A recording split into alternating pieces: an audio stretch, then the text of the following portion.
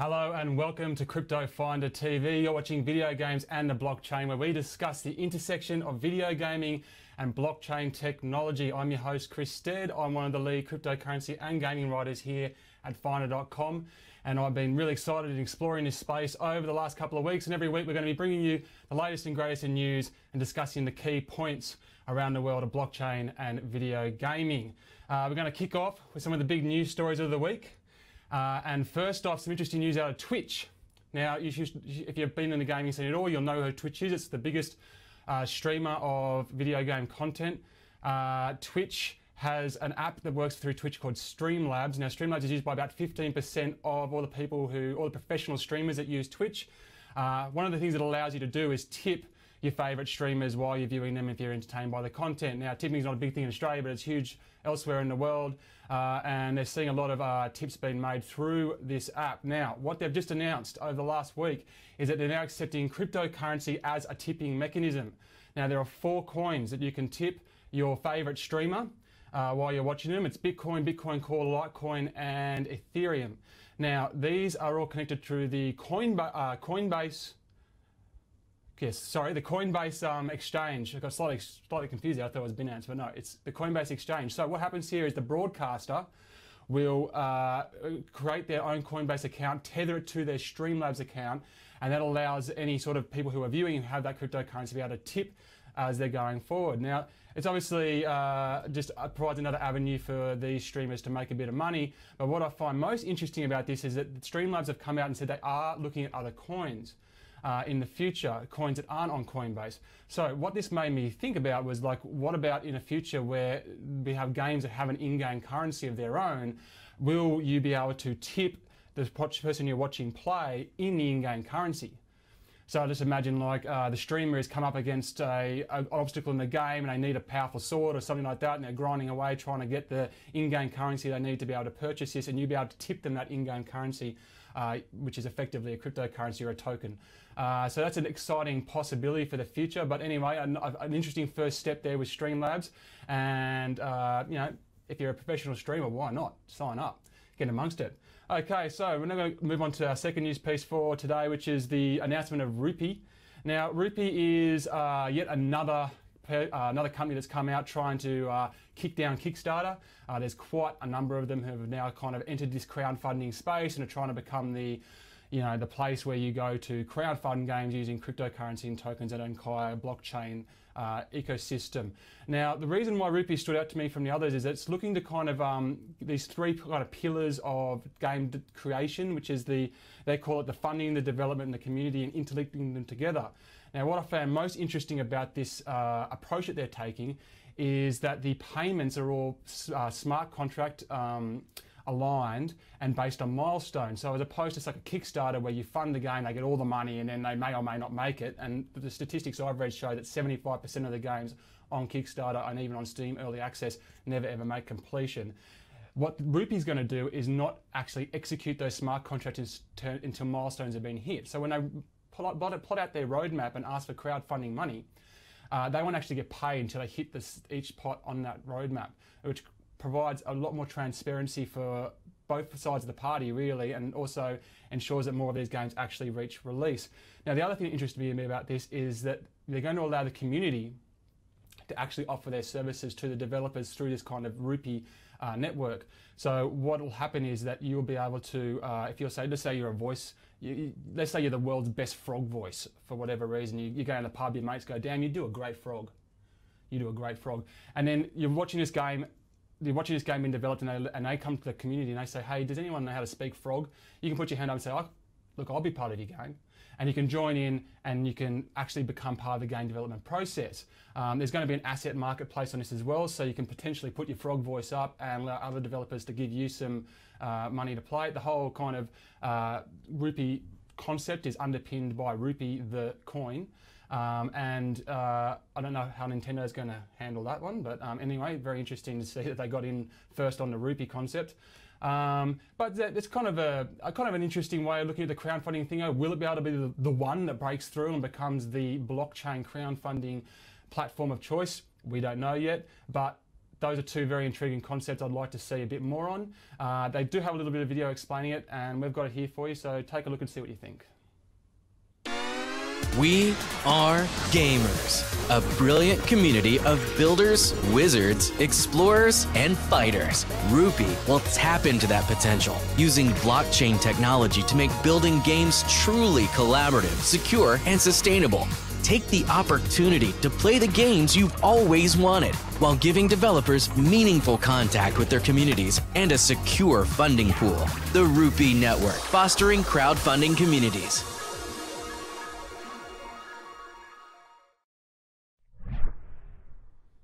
Okay, so that was Rupee. Now moving on to news story number 3, we're looking at the announcement of a game called Le Bloc. Now, despite its name, this is not a French-made game. It looks like it's Chinese. From what I could tell, a mob called Ton Arts are behind the creation of this game.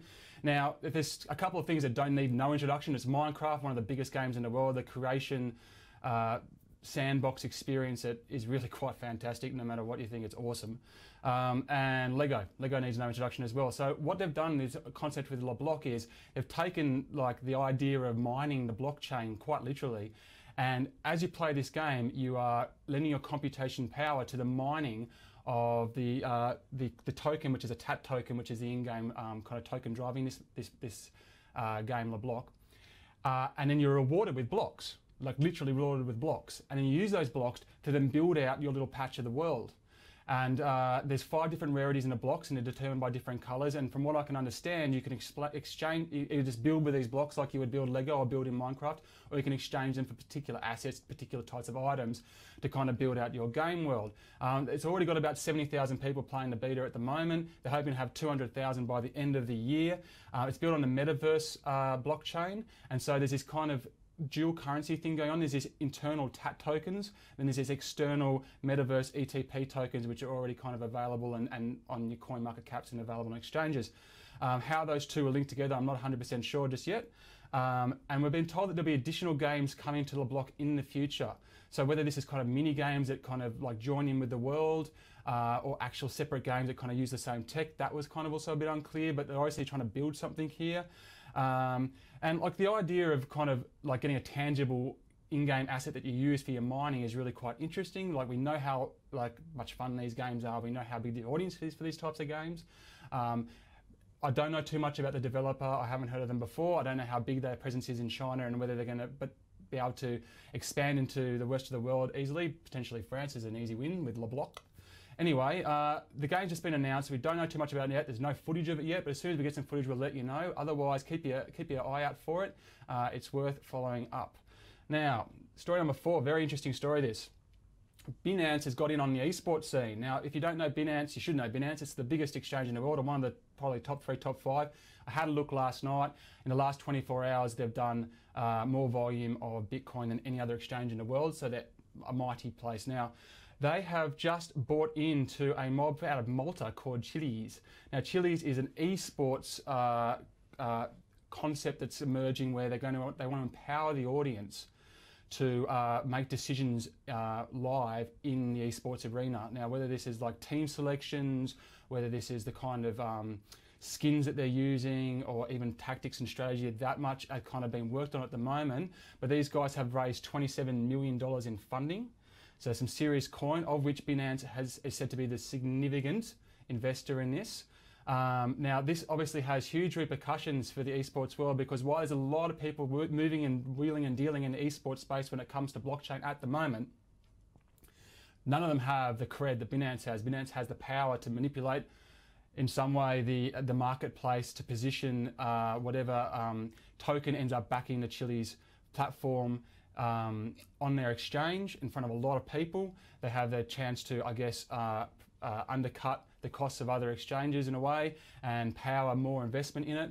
So Binance has the way to actually make something happen here in the esports scene with this Chiliz product. Now, there is one big question mark over it, which is that Binance is currently moving its operations to Malta. So whether this might be just some sort of goodwill gesture to show their investment in the local community or not, or whether it's actually a serious move into esports play remains to be seen. What we do know is that Malta has been punching well above its weight already in the kind of gaming blockchain space. They've already set up a whole entire kind of committee to look over how cryptocurrency and gaming should be interconnected and regulated.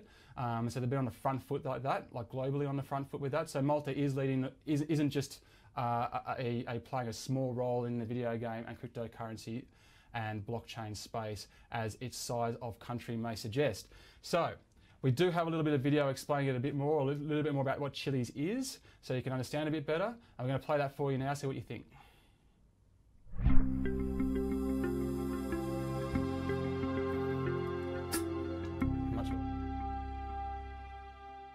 This is Max.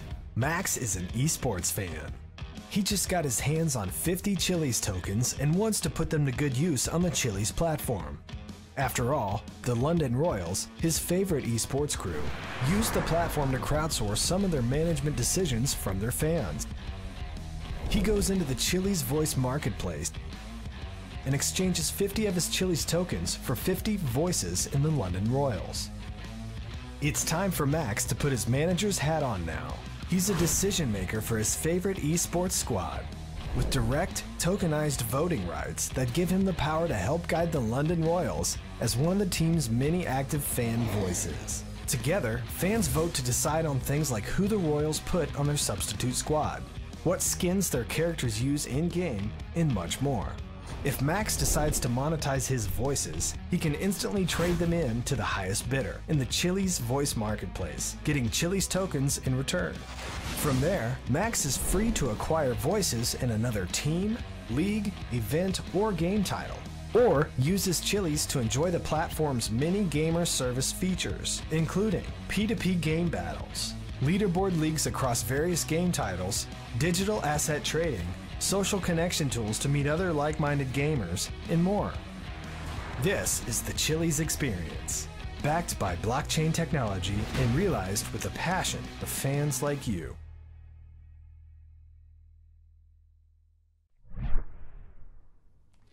So there we go. That's what Chiliz is all about, and we're interested to see what type of investment, what the Binance investment will do for that esports possibility. Now, onto story number 5. We're going to talk about clan play here. These guys are kind of they're focused in on the mobile gaming scene.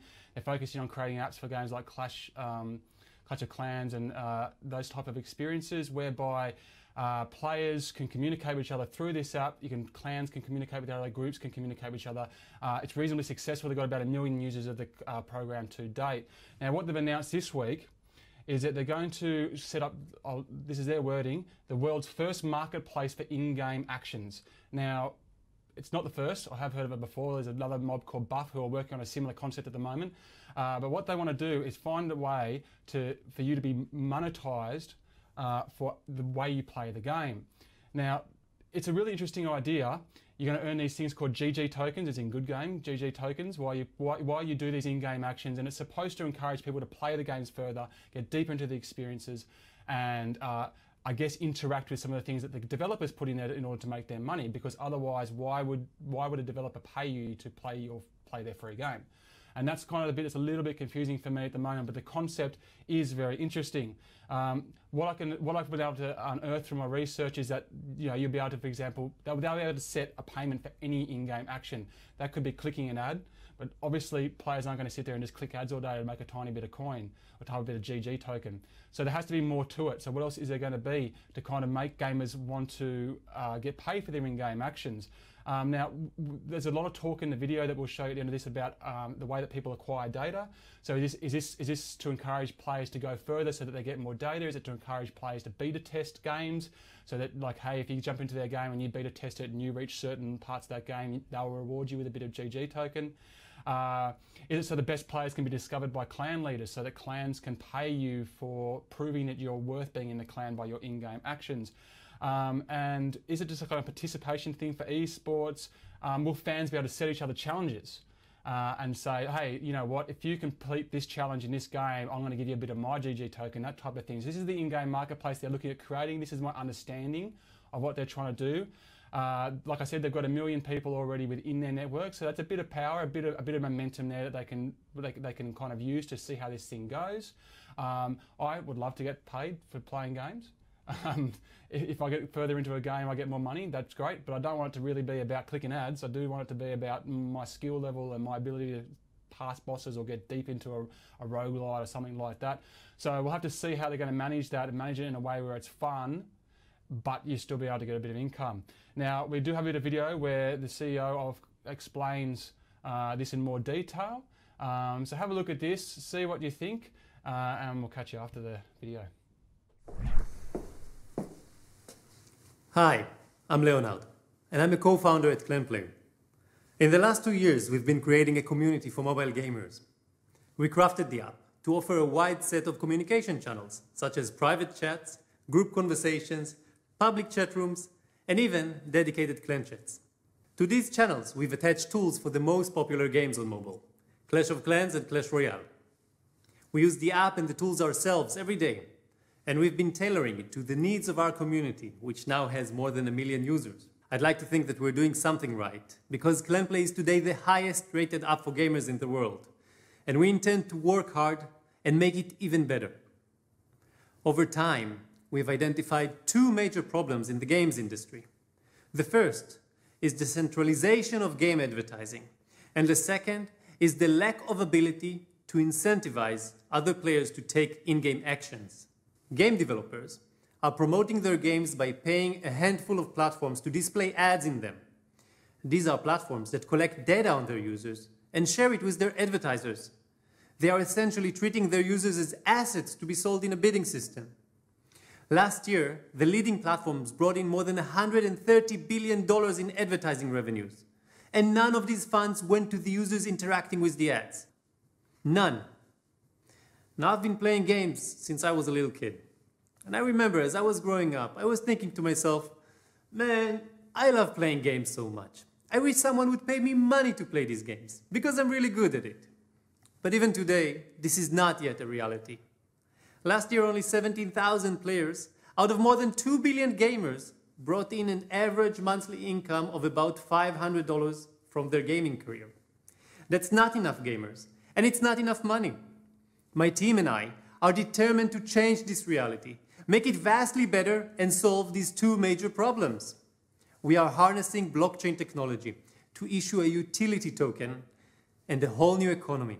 This token is called GG, which for gamers means good game. It uses smart contract to enable compensation for in-game actions. With GG, game developers can now pay players directly to discover and then progressively engage with their games. These direct discovery campaigns will motivate players to go through the full experience needed to judge a game's offering, and what's more important, they would provide for a much better distribution of wealth. If we can divert even 1% of mobile advertising budgets directly to mobile gamers, we'll do good. Leveraging the same technology, we will create the world's first marketplace for in-game actions. The opportunities here are really endless. Any action that can be tracked can be paid for. Clanplay has over 1 million users, and we reached out to them asking if they have interest in such a marketplace.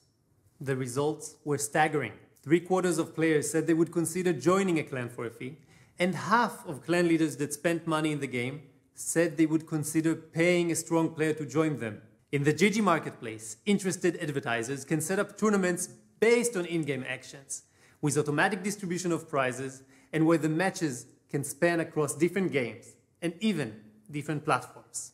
Together, we can take these 17,000 people who made money playing games last year and turn them into tens of millions of people. Create a meritocratic economy in which your skill in games has true financial value. You will make money playing the games you love. If you believe in our vision, if you want to help us create value for gaming skills and to help us change the games industry for good, come join our private token sale. Thank you for watching this video, and please chat with us in our community channels.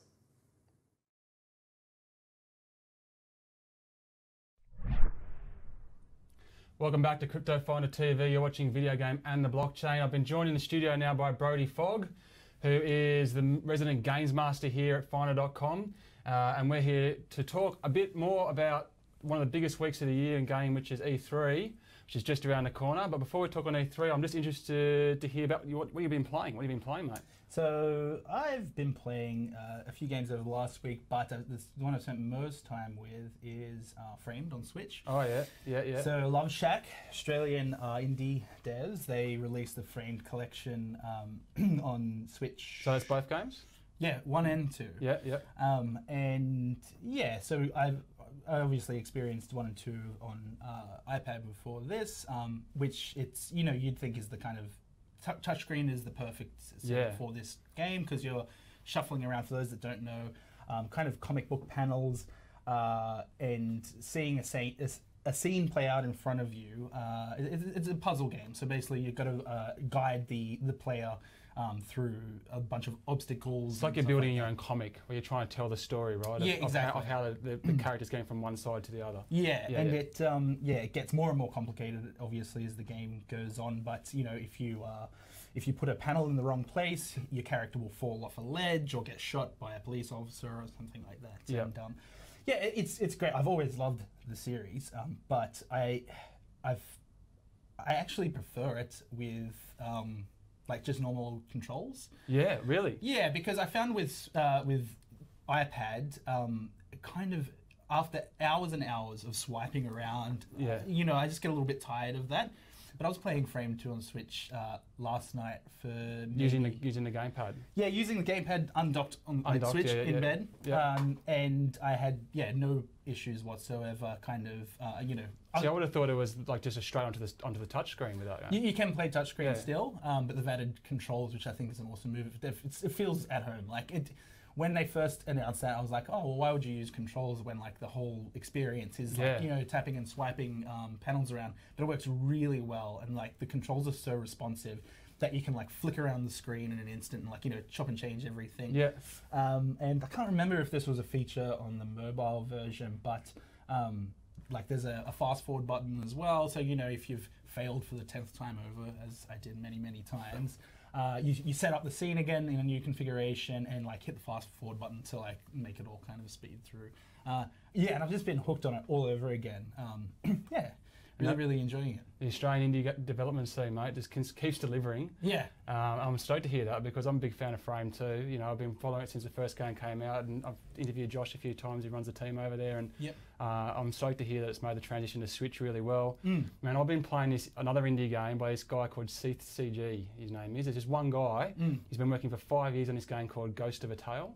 And it's about, and you play this kind of mouse, a minstrel mouse in this kind of Elder Scrolls style medieval world, who's trying to find his wife in a world that's kind of run by these evil rats, right? So pretty simple concept, mate, but the quality of this game is off the chain. I cannot believe one guy made it. When you walk into this world and you see it for the first time, you think it's been developed by some AAA. Every little detail, all the lighting in it, the animations in the mouse, the personality in the characters, the writing, and you kind of start in a dungeon like classic RPG style. It's a stealth game though, because you're a mouse, so you're sneaking around, so it's mostly a stealth game, but it's got those RPG mechanics underneath. And when you kind of come out of the dungeon into the world for the first time, it's kind of a similar moment to what you had in Far Cry when you came out of the bottom of Far Cry, or Fallout 3 when you come out of the vault for the first time. Oblivion out of the prison. Oblivion, yeah, absolutely. And you look up and you see the mountain, you go, I'm going to go up the top of that mountain. It's got that kind of whoa, this is a really massive, awesome, beautiful world you really want to explore. There's a bit clunky here and there, and a bit of the mechanics, but you got to forgive it. It's an indie game. I think it's even only in early access right now, but Ghost of a Tale, I highly recommend checking out. Well, I suppose I am part of the problem here because the only way I heard about this game was via a headline that kind of I skimmed past the other day that was it's the most underappreciated game of the year. Oh, really? Yeah. I'll definitely check it out. My headline was stunning achievement. So did you happen to see that? Anyway? Oh, yeah. So let's talk E3. Now, we're here to talk about the blockchain. I'll be interested to hear your thoughts in a little bit about whether you think we're going to see any announcements around cryptocurrency or blockchain tech at any of the big E3 press conferences or on the show floor. But to start off with, what's your vibe around E3? You've obviously been following it quite closely. Well, yeah, it's. always excited for E3. Like, it seems to be changing every year with these leaks that are just becoming like more and more every year. We're seeing more games leaked before the event, which is, I suppose it's just a way for everybody to kind of stand out from the crowd. What have we had so far? We've had Rage 2. Yep. We've had Hitman 2, which not sure was necessarily a leak, but no, it was Assassin's Creed. I think they just pulled the trigger a early. big one. Assassin's Creed Odyssey. Activision have got used to announcing Call of Duty beforehand, I think. Yes, yeah. We've had Battlefield as well, haven't we? Yeah, Battlefield a few weeks ago. Borderlands 3, I believe, is heavily rumoured. There's been quite a few. Yeah, the Nintendo, like Pokemon, Let's Go, Pikachu, Let's Go, Eevee, and then more information on there. 2019. Mate, over the last week, I've got that many emails from PRs around the world announcing games pre-E3. Which is just crazy because you kind of prep for the week. You don't prep for the week before, for the onslaught of coverage. You've got to gear up for it, and it's just been hectic.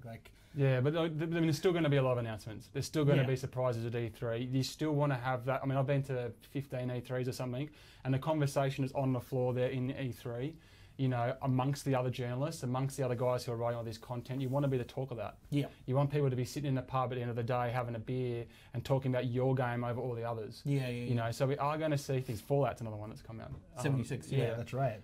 So we are going to expect some announcements. Are you expecting anything in particular at any of the kind of E3, Sony, Microsoft? They're the two big ones. I haven't made any kind of bold predictions this year because I think I've more or less kind of the leaks themselves have probably been a little crazier than anything I could have predicted.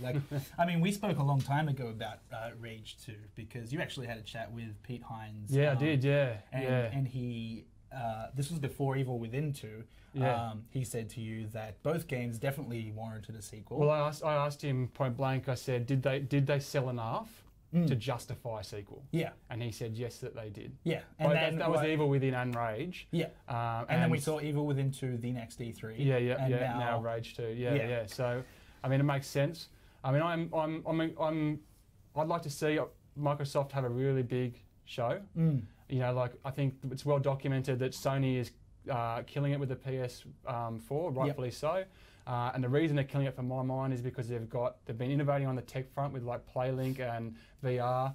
They've had a consistent run of exclusives. There's never not an exclusive on the radar with PlayStation 4 that's about to come out from a first party. Yeah, that's a big deal. Yeah.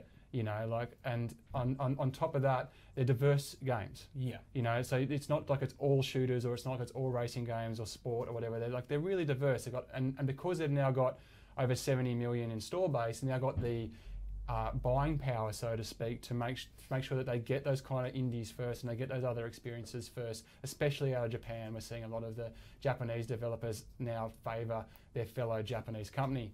So Microsoft needs to have a big show. I'm really hoping that they go big. They announce like a Oculus Rift partnership, perhaps. Yep. Get some VR on the console. I hope that they come up with some big kind of first party announcements that aren't predictable. We're predicting Gears of War, we're predicting Halo, but what else can we do? Exactly. They've just seen that they can launch a big IP successfully with Sea of Thieves. Yep. And it's done really well for them.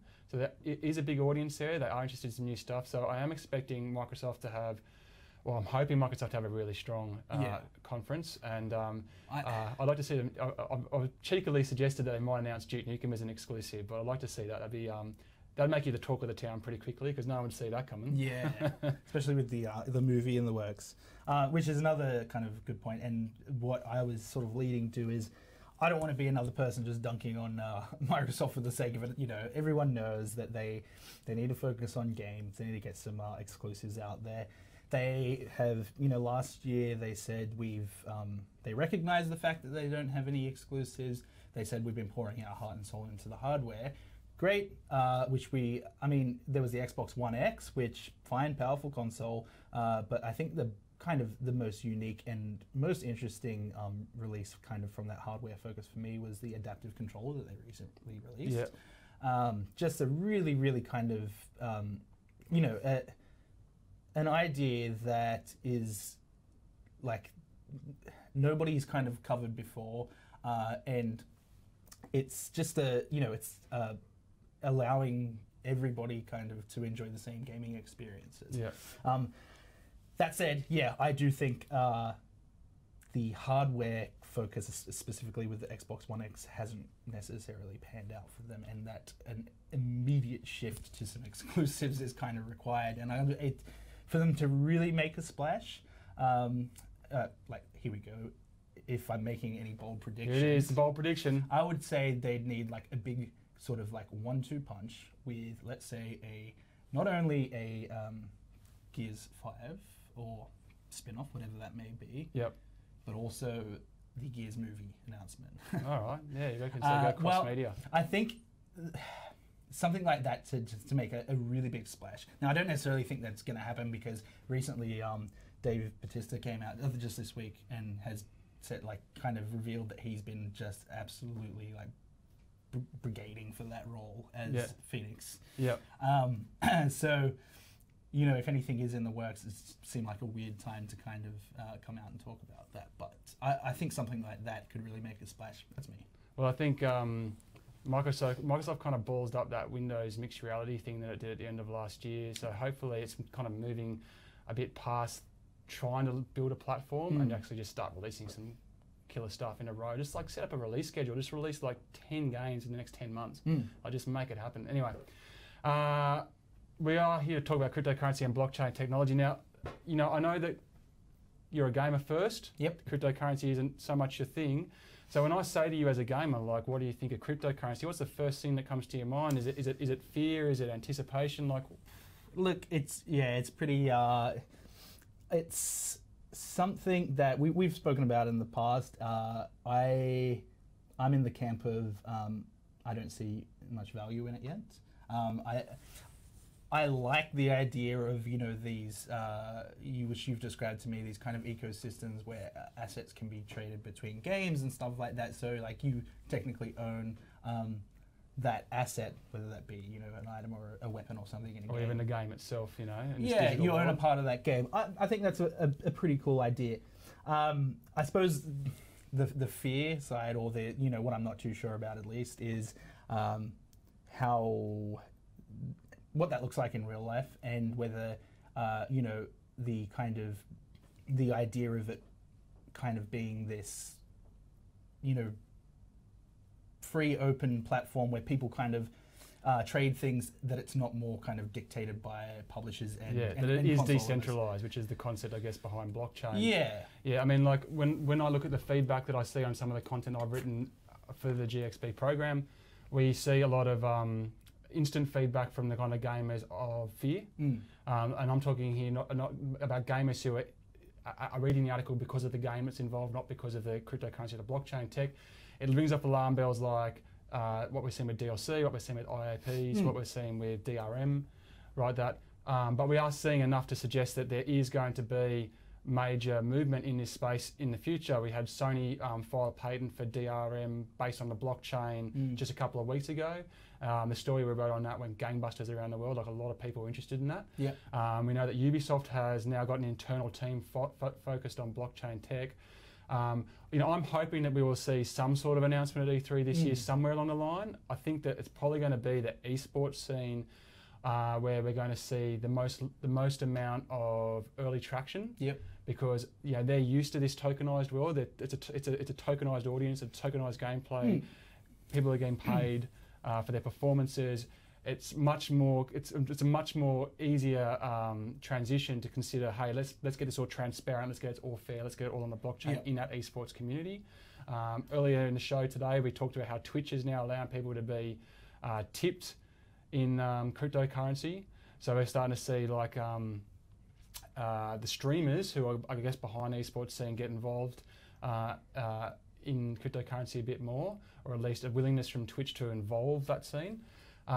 So, you know, I'm thinking that maybe not in any of the conferences, we might not get anything, but I'm thinking that maybe on the show floor we might start to see some people talking about it, talking about the possibilities of it. Like, imagine if you walked into the show, for example, and, you know, like, when you're at E3 and you're walking around, you know, these giant walled bloody booths and those stuff, people are throwing things at you, T-shirts, pens, all kinds of stuff, and merch. You know, imagine if you could walk into a couple of booths there and maybe, like, get an item.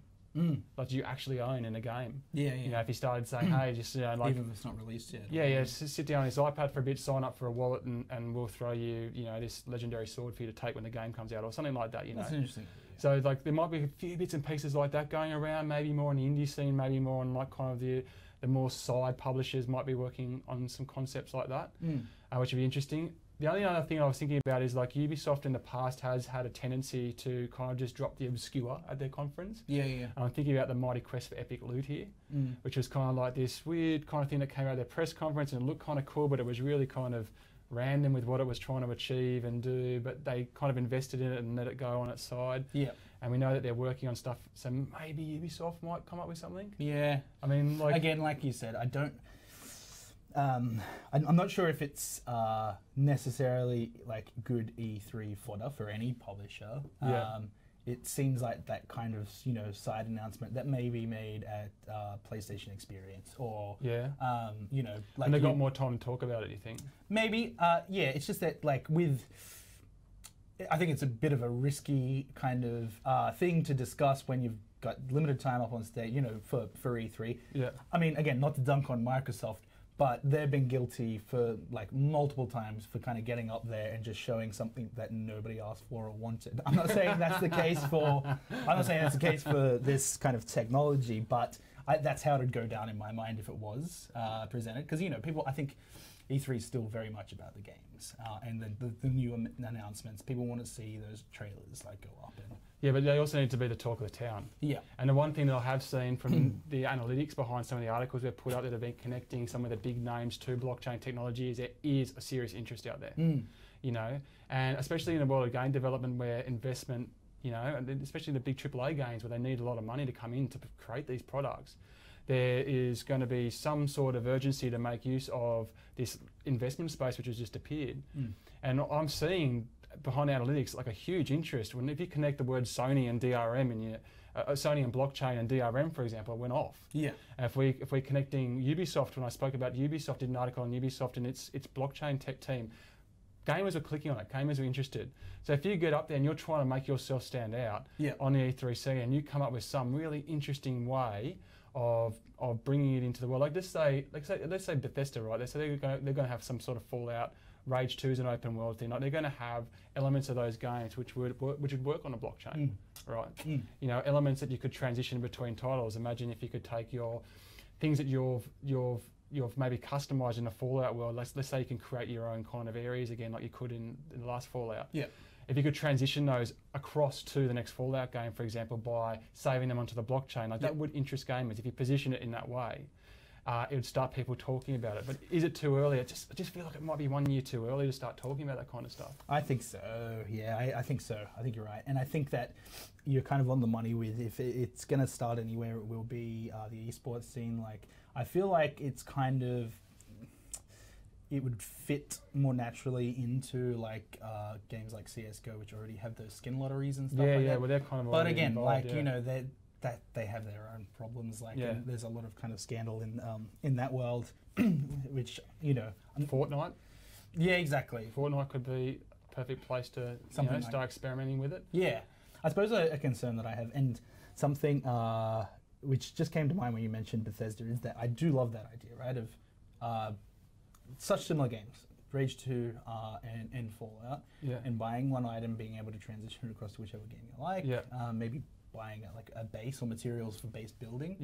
Bringing that or even just a weapon that like Borderlands is another example. Yeah. Like Borderlands 3, which we're expecting to see some of at one of the conferences at this thing. Like Borderlands 3 is like, that whole entire game was the coolest thing about it was the kind of weapons you'd pick up and what it would do and everything like that. And being able to like get that perfect weapon and then transition it to a future Borderlands experience. Yeah, I suppose my one concern, in just to finish on that point, would be is that those three games are less so maybe with Borderlands, but those post-apocalyptic games are already so similar that kind of creating this unified system where we trade assets and stuff like that is only going to bring them closer and kind of more homogenized, and like how similar do the systems have to be able to trade those things over, and is that going to kind of just kind of push,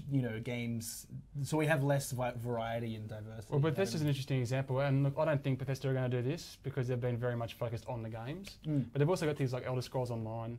They've also got other titles that could work, and Bethesda's worked very, very hard to create a team of like a super team of devs. So you've got Machine Games in there, you've got Either Within guys, you've got id Software, you've got the Bethesda game studios themselves in there. You've got a lot of teams kind of working together, and like I've interviewed those guys before. I know that they talk to each other. I know that they swap ideas. That there's a bit of a ecosystem there. Sony does the same thing actually. Like Sony's got like a team that connects the kind of studios together with in-house and allows some sort of tech swapping. Yeah. So, they're perhaps creating a platform within which these games are released and there's some sort of connectivity is the way forward for blockchain for someone like Bethesda. But anyway, I think we can both agree though that potentially this year's E3 we're probably not going to hear too much. Maybe a few side stories on the side. Yeah. Maybe one announcement somewhere in one of the conferences. But Sony, you'd be probably right. Out of anybody. Yeah, I reckon Ubisoft maybe. Yeah. And then maybe 2019 is the year when we'll really start to see some serious steps towards the blockchain, especially if we start talking about new consoles then. Because we've kind of established now that the PlayStation 5 is zeroing in on a November 2020 release. So next year's E3 I'll be talking about the new console, at which point anything can happen. Yeah. So either way, very exciting week coming up. Yep. Looking forward to next week's show and what we might be able to talk about. A lot of sleepless nights for us here in Australia, but it's okay. That's it, it's a long way to wait. Okay, so before we sign out of this week's show, we do have one last game we want to show you. This is just announced a game called War Riders. I'll tell you a little bit about it. Spidey's got a new developer called Cartified. I haven't found anything from them previously. They were formed in 2015 in New York.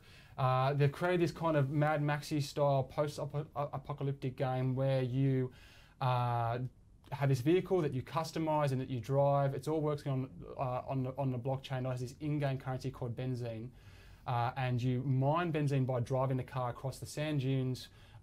You are empowered to kind of create garages around the world. So you want to kind of get as many garages as possible. You want to fight other people driving around the wasteland in order to try and rob them of their benzene and get as much benzene as possible for yourself. You can export this out of the game and sell it for Ethereum or buy it for Ethereum. It's like, you've seen a bit of the trailer. What do you think of what you saw so far? Yeah, it's like a lot of what we've seen, or at least that you showed me from this kind of world of games right now. We're still obviously, it's very early. Games that utilize the blockchain and cryptocurrency. There's this one in particular reminds me very much of a Gameloft game from mobile. Have you ever seen these games? Like, they'll have a Call of Duty ripoff, or a Burnout ripoff, that sort of thing. A Halo ripoff in a game called Nova, and for a mobile game, great fun to play, but they look like PS2 sort of gen, and that's kind of the first impression I got from that. I do like I'm all for the setting, big Mad Max fan, anything post-apocalypse, throw it at me, and I'll check it out. But yeah. I mean, it's interesting to have this kind of concept of like driving this vehicle around and engaging in combat and in doing that mining. I like the idea that we're starting to see games that aren't kind of just saying, hey, we'll just take some of your CPU power and mine in the background and try and make you a bit of coin, but actually making mining the gameplay mechanic. Yeah. We talked about a game earlier in the show today called LeBlock, which is doing a similar thing where you mine while playing the game and you get given blocks that you then use to build your world out with, like actual blocks. So I do like that. But so early days. There's so many of these blockchain games look promising. I thought the CG trailer, which we're about to show you guys, didn't look awful. Yeah. But it also didn't tell you a heck of a lot about what we're going to experience here. Yeah. Unknown developer, and how's this in-game currency going to work, and what are we actually doing? Like, it doesn't really show you if it's going to be this like MMO style experience where there's heaps of cars racing around the desert, or you're on a server with 20 other dudes. Like, how's that going to work? Again, that's been a recurring theme with these games that you've shown me. Like we've pulled them up and tried to kind of get the gist of what they're all about, and we're left with so many questions. Like, Yeah, but questions are slowly getting answered, and that's the most Yeah. exciting thing, I guess, about this scene is that everyone's trying something new, and what's going to be something. Some of these games are going to break out, and is War Riders, which is mine or die, is their tagline, going to be the one that breaks through. We don't know, but that's all we've got time for this week on video games and the blockchain. Brody, thanks for joining us. Thanks, man. Thanks for having me. Make sure you tune in to Crypto Finder TV next week when we'll talk more about the world of video games and blockchain technology. And we're going to leave you with that trailer for War Riders. Thank you very much for tuning in. We'll see you next time. Thank you.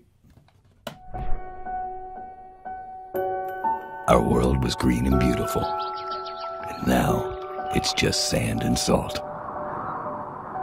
In this chaos, humanity has been pushed to near extinction and struggling to survive. All the memories I have left are filled with the sounds of roaring engines, the smell of gunpowder, and gun oil.